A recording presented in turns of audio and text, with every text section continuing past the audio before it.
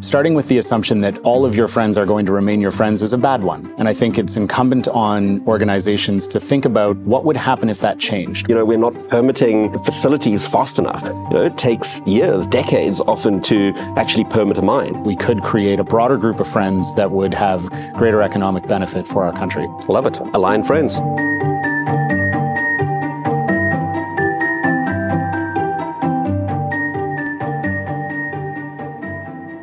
Hi, I'm Andrew Swart, and I lead Deloitte's Energy, Resources and Industrials practice. Hi, I'm Gavin McTavish.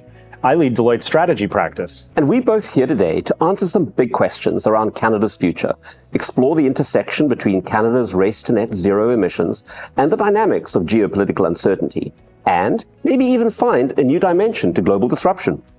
Okay, Gavin, I've got a question for you, and the question is around friendshoring. And so, first of all, what is friendshoring and how is it impacting Canada? So first, the definition of friendshoring is the act of locating sources of supply in nations that you share a common set of principles or ideologies with. From a Canadian perspective, I think this is tremendously important. I think we've seen a lot of this happen through COVID, where supply chains were disrupted and there was the need to nearshore or friendshore much of our supply and rethink supply chains. I also think that global disruption from a geopolitical context has caused a great deal of this.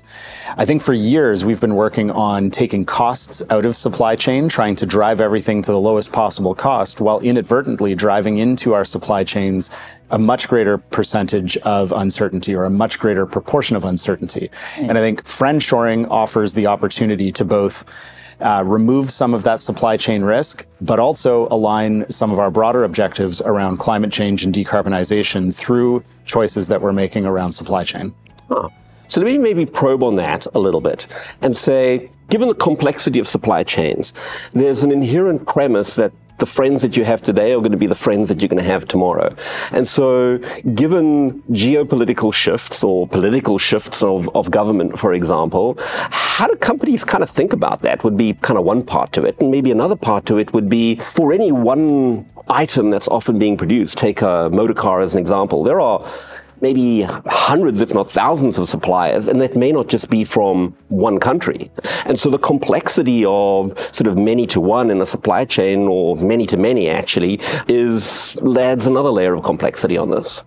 To the first question, I do think that starting with the assumption that all of your friends are going to remain your friends is a bad one. And I think it's incumbent on organizations to think about what would happen if that changed. What would happen if there was a genuine disruption to my supply chain where I could no longer get a critical component from a nation or from an existing supplier.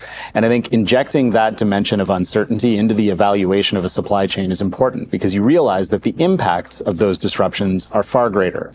Andrew, what are the most exciting decarbonization investment opportunities available in Canada? So the word I'm going to go with is indigenous. If you sort of think about the energy system, pipelines, reserves, even like renewable resources, a lot of them are sitting on indigenous lands. And I think one of the great opportunities for Canada in terms of crafting call it the energy system 2.0, is to really look at very active indigenous partnership and participation in that energy system.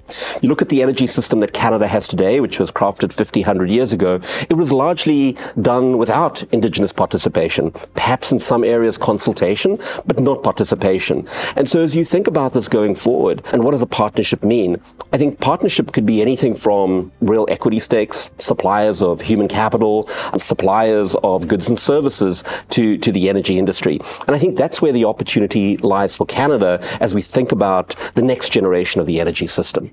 And I like what you've done with that, Andrew, because you've taken dimensions of energy transition, which are real complicating factors for Canada. Dearth of labor, challenges around equity, and the ability to engage Indigenous peoples as a way of addressing some of those concerns. I think that's a really interesting twist on what is currently a complication for many project developers. Yeah, and the other one that I would add to that is permitting. We're not permitting facilities fast enough, right? And so when you get into areas like critical minerals, as an example, it takes years, decades often to actually permit a mine. And so by driving real Indigenous participation right from the beginning of these projects, I think it allows you to change a lot of that dynamic going forward. I have a question for you, and the question is around collaboration. So how can Canada collaborate with other countries in the race to net zero emissions? The word that I've chosen is alignment. And the reason that I think that collaborating with other countries and ensuring alignment is tremendously important, because as we're going through energy transition right now, there's a tremendous amount of uncertainty that is created for business as policies in one region, in one country may not align with those of another. We're seeing competitive advantage be either gifted or taken away from companies through policy. And I think that disruption, that uncertainty from one country to another, where there's not only uncertainty with how your local government may encourage energy transition, but also the uncertainty as to whether or not your position on a cost curve will be dramatically impacted by policy in your local market. And to the extent that like-minded countries can come together and set policies around carbon tariffs, around border controls, around energy policy into the future, I think this can create a lot more certainty for players across the value chain. Earlier, we spoke about friendshoring, and we spoke about sort of supply chains and the integrated nature of those supply chains. So does this alignment have to, or should it happen in the context of friendshoring, or is it broader than that? I think it can work to expand the circle of friends. I think that there are people who we currently don't trade with as much as we maybe should. And if we were able to set up more aligned policies, greater trade pacts across regions, that we could create a broader group of friends that would have greater economic benefit for our country. Love it. Aligned friends. All right. So, Gavin, we're going to shift gears a little bit now, and we're going to talk about geopolitical disruption. So the question is, how big of an impact does geopolitical disruption have on Canada's decarbonization efforts? I've written down the word significant. The impact that these geopolitical uncertainties will have on our energy transition is very significant.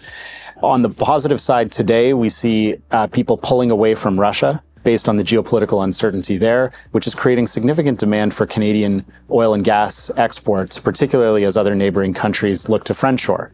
So I think it's a great opportunity today, but also into the future, to take advantage of some of this geopolitical uncertainty with Canada as a reasonably stable jurisdiction.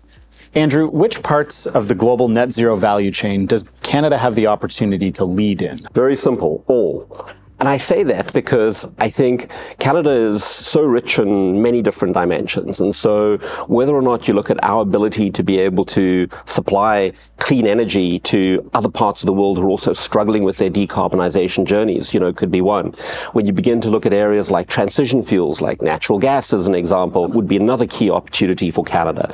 You look at areas like the whole sort of clean tech startup type world. Like, we have a massive growth trajectory in that particular area. Vibrant clean tech communities that are springing up in Vancouver, in Calgary, and many other parts of the country. And I think that represents an export opportunity for us.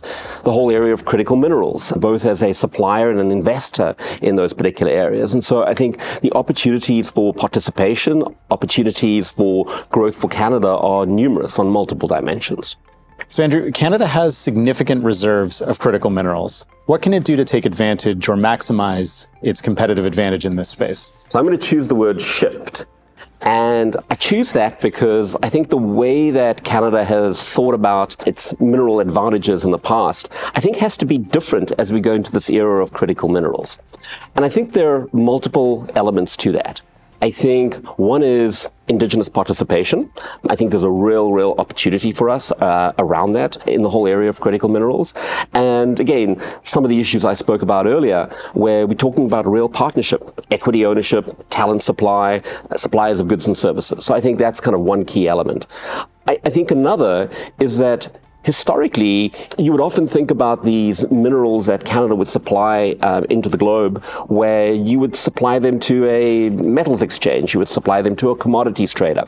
And the big change that we're now thinking about is actually these are integrated value chains, right? Where you actually have downstream battery manufacturers that are taking positions in upstream resources, right? And so I think we've got to shift our mindset where maybe a lot of miners historically haven't thought about themselves as having customers. You actually have to kind of think about these integrated value chains. Third is there's this geopolitical dimension, which is probably not there, in the past. And so you've seen a real coalition grow amongst, call it friendly countries, as to how to actually put in policies that are in place to encourage critical mineral supply in amongst these particular nations. And so that's, again, very different to how we thought about it in the past. So I think when you put all of that together, it's like, gee, there's a shift in mindset in terms of all of these dimensions. Maybe permitting is another one, which we spoke about as well, where there's a real urgency to drive this. So I really like that framing around it's a shift from extraction to participation in a broader integrated supply chain towards an end product. That includes production, extraction. It also includes some of the processing. Completely agree. Thanks for joining us. I feel like we've uncovered a few new dimensions to the trends of global disruption. The dynamics of geopolitics and the race to net zero emission are both important factors in Canada's future. Addressing them as one is vital if we want to lead through the disruption.